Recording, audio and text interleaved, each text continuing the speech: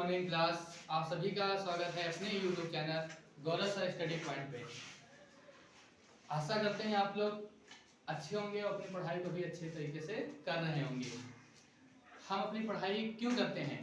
हम लोगों ने कुछ सोचा है ना बनने के लिए, तो उस सफलता को पाने के लिए हम लोग पढ़ाई करते हैं। और पढ़ाई करने में हमारे सामने बहुत सी बाधाएं आती हैं।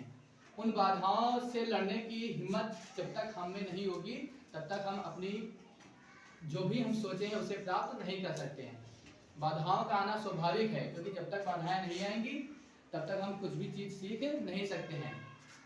तो इसी के ऊपर दो लाइन है कि रख हौसला वो मंजिल भी आएगा, प्यासे के पास चलकर समुंदर भी आएगा, थक कर ना बैठे मंजिल के मुसाफिर, मंजिल भी मिलेगी और मिलने का मजा भी आएगा।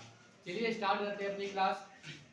जैसे कि हम लोगों ने पिछली क्लास में पढ़ा था नंबर सिस्टम के बारे में, 2 क्लास। उस 2 क्लास के अंदर हमने सारे नंबर्स को कवर कर लिया था। तो आज की क्लास उसी नंबर्स के आधार पर प्रैक्टिस क्लास होगी। हम लोग कुछ क्वेश्चन करेंगे और जो भी नंबर्स में छूट गया था, जो भी क्लास में कुछ बहुत छूट गया था, वो आज हम क्वेश्चन के माध्यम से कवर करेंगे। ठीक है, स्टार्ट करें। तो हम आप लोगों के सामने ये कुछ क्वेश्चन लेके आए हैं।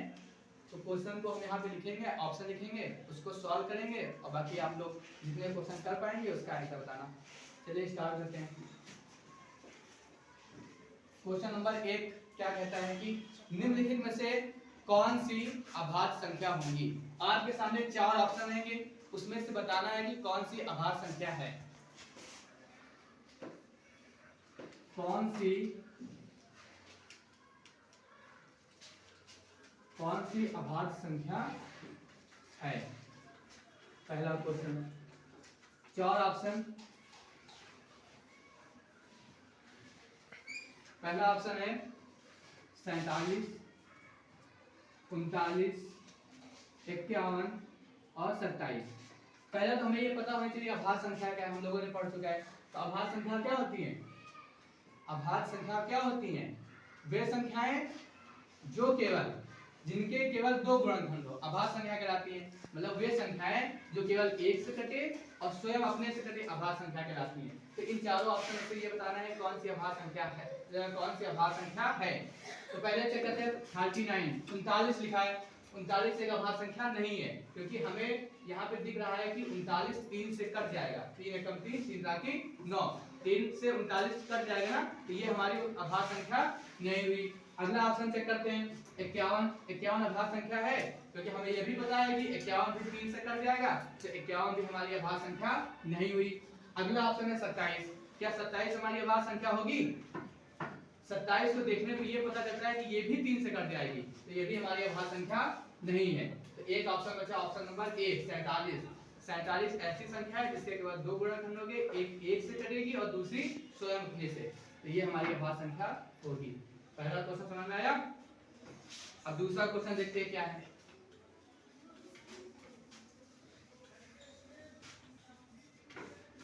दूसरा क्वेश्चन है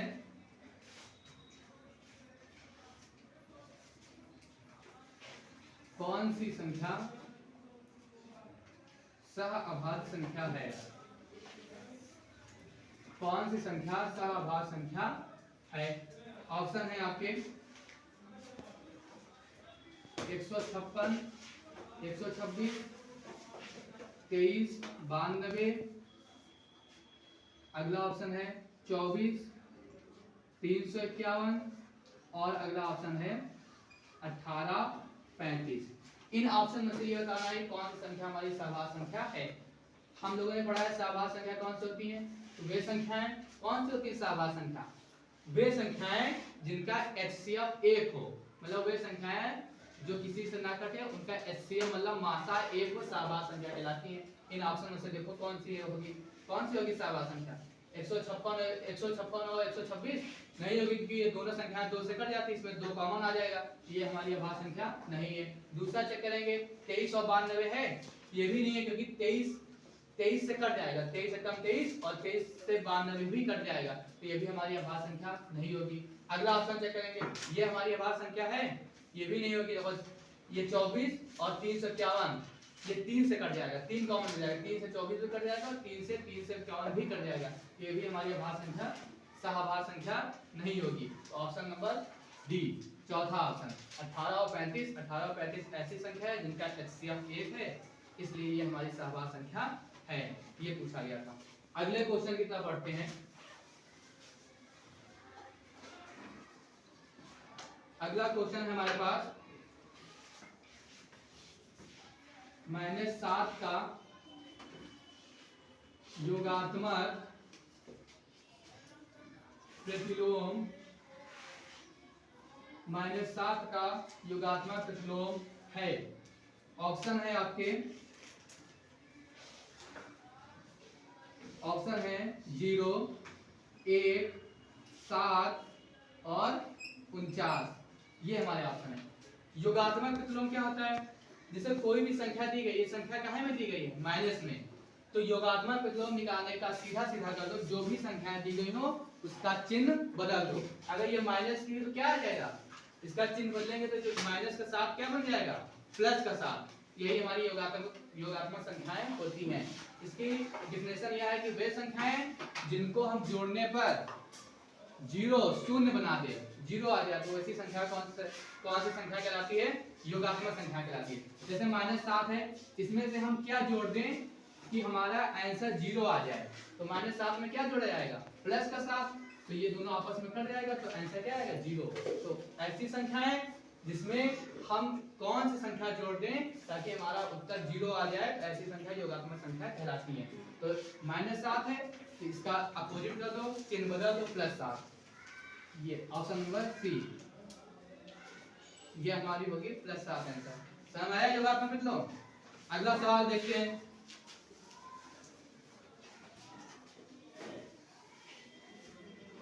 अगला सवाल है कि कौन सी, अगला सवाल है कि 4/7 का गुणात्मक प्रतिलोम बताइए। 4/7 का गुणात्मक प्रतिलोम। एक ऑप्शन -4/7, दूसरा ऑप्शन है 4/7, तीसरा ऑप्शन है -7/4 और चौथा ऑप्शन है 7/4। गुणात्मक प्रतिलोम क्या होता है पहले ये समझिए। गुणात्मक प्रतिलोम मतलब होता है कि ऐसी संख्या जिसको हल करने पर इसमें से कौन सी संख्या से गुणा कर दें ताकि हमारा आंसर 1 आ जाए, वो संख्या गुणात्मक प्रतिलोम संख्या कहलाती है। तो 4/7 है, इसका गुणात्मक प्रतिलोम संख्या कौन सी होगी? 4/7 की गुणात्मक प्रतिलोम संख्या कौन सी होगी? ये 4/7 है, 4/7 लिखा है, इसमें हम कौन सी संख्या से गुणा कर दें ताकि हमारा आंसर 1 आ जाए? इसको उल्टा कर दो, 4/7 इसमें कर देंगे 7/4 से गुणा, तो 7/4 से गुणा कर देंगे, आंसर क्या आ जाएगा? 1 आ जाएगा। और 7 से 7 कट जाएगा, 4 से 4 कट जाएगा, उत्तर आ गया 1। तो हमें केवल इतना ध्यान रखना है कि 4/7 का अगर गुणात्मक प्रतिलोम पूछा गया तो जस्ट इसी का उल्टा कर देंगे। 4/7 आंसर क्या हो जाएगा? 7/4। इसका उल्टा क्या हो जाएगा? 7/4। Option number D, option D is correct answer. ठीक है, अगले क्वेश्चन की तरफ बढ़ते हैं। अगला क्वेश्चन है, अगला क्वेश्चन कह रहा है कि कौन सी संख्या संपूर्ण संख्या है? कौन सी संख्या संपूर्ण संख्या है? आपके ऑप्शन है 24, दूसरा ऑप्शन है 28, तीसरा ऑप्शन है 32 और चौथा ऑप्शन है 36। इनमें से बताना है कि कौन सी संख्या हमारी संपूर्ण संख्या है। अब बात करते हैं संपूर्ण संख्या क्या होती है।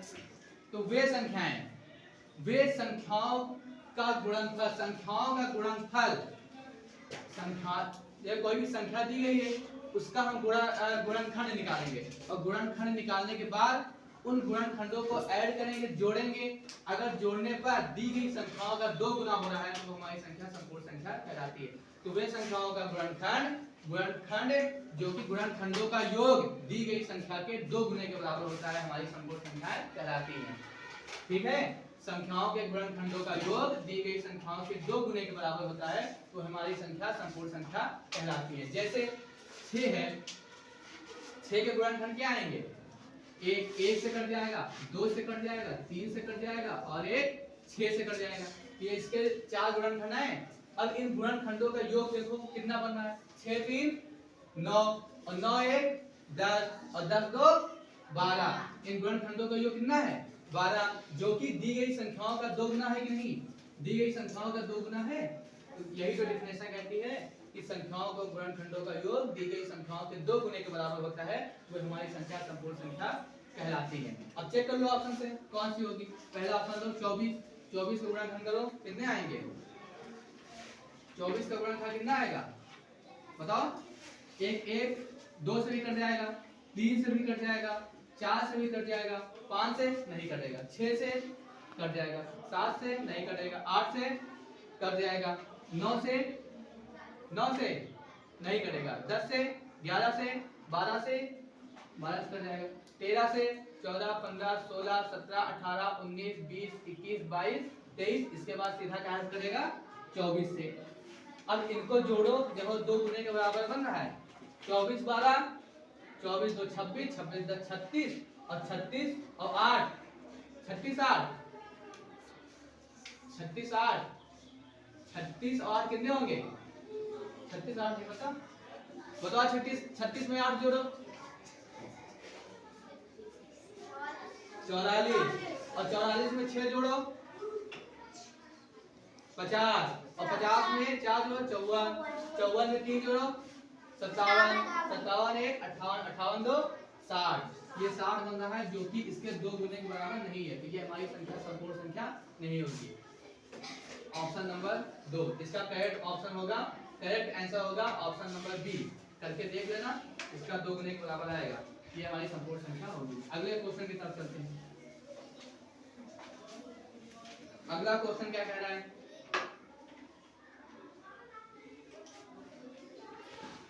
तीन क्वेश्चन हो गया। हाँ, अगला क्वेश्चन लिखो 6 नंबर, क्वेश्चन नंबर 6 है कि 13 24 और 68 ये हमारी संख्या दी गई है में 3 का स्थानीय मान और अंकित मान का योग, अंकित मान का योग कितना होगा ये बताना है। ऑप्शन है आपके, इसके ऑप्शन हैं, पहला ऑप्शन लिखो 303, दूसरा ऑप्शन है 30003, तीसरा ऑप्शन है 3003, चौथा ऑप्शन है, इसमें बताना है कि कौन सा ऑप्शन सही होगा। देखो ये संख्याएं दी गई, बताना है इसका स्थानीय मान और आंकिक मान, इसका स्थानीय मान निकालो और आंकिक मान निकालो, और जो भी दोनों स्थानीय मान और आंकिक मान निकल के आएगा उन दोनों को आपस में जोड़ देंगे तो बताएंगे कौन सा ऑप्शन करेक्ट होगा। स्थानीय मान तो निकालना सभी को पता है ना। इसका स्थानीय मान क्या होगा 3 का, 3 लिख देंगे, 3 के बाद जितनी संख्या होंगी उतने जीरो, 1 2 3 4, ठीक। ये हमारा स्थानीय मान निकला। अंकित मान होता है, अंकित मान वो संख्या होती है जो संख्या दी गई होती है वो स्वयं वही संख्या अंकित मान होती है। जैसे 3 है तो 3 का अंकित मान क्या होगा 3 ही होता, 3 जोड़ देंगे, 3 0 0 और 3, ऑप्शन नंबर बी 3 0 0 0 3, ये option number B correct answer. ठीक है, आज की क्लास में फिर हम लोग इतना ही करते हैं, बाकी अभी क्वेश्चन बचे हैं इसको हम कल कवर करेंगे। बाकी आप लोग अच्छे से पढ़ते रहिए, शेयर करिए, वीडियो शेयर करिए, और जो भी पिछला पार्ट जो भी लोग नहीं देखे हैं वो पिछला पार्ट देख लेंगे, तब क्वेश्चन करेंगे तो उनको आसानी समझ में आएगा। बाकी आप लोग अच्छे से पढ़ते रहिए, शेयर करिए, कमेंट करिए और हमारे चैनल को भी सब्सक्राइब करिए। जय हिंद।